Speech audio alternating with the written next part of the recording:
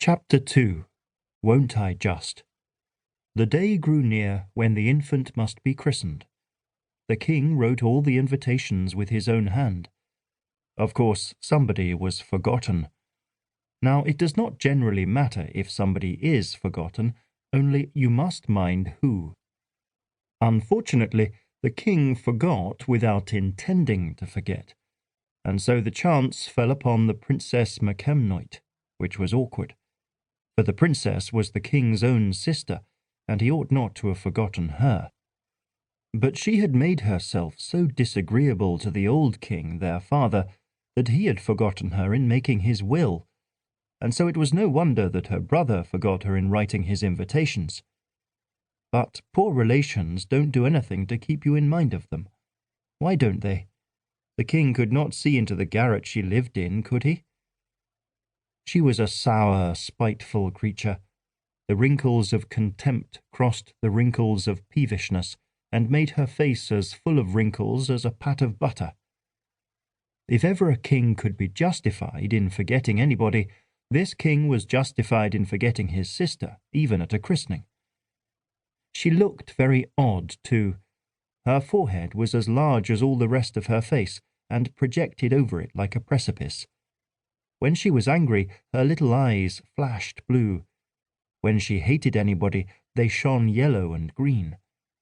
What they looked like when she loved anybody I do not know, for I never heard of her loving anybody but herself, and I do not think she could have managed that if she had not somehow got used to herself.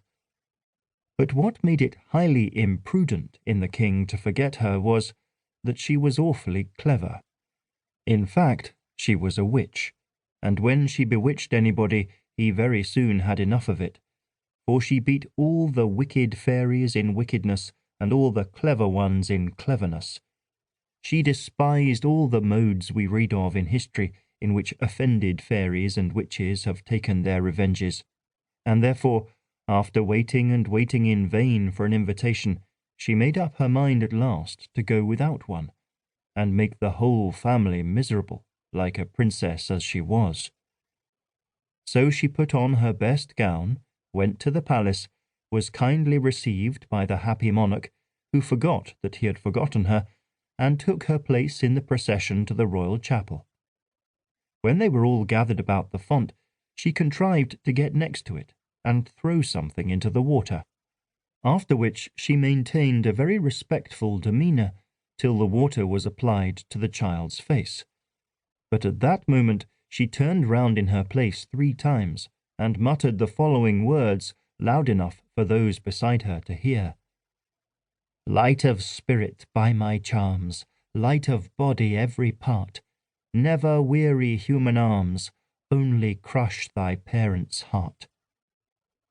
They all thought she had lost her wits, and was repeating some foolish nursery rhyme, but a shudder went through the whole of them notwithstanding.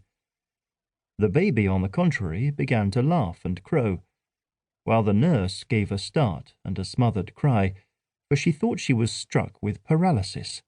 She could not feel the baby in her arms, but she clasped it tight and said nothing. The mischief was done.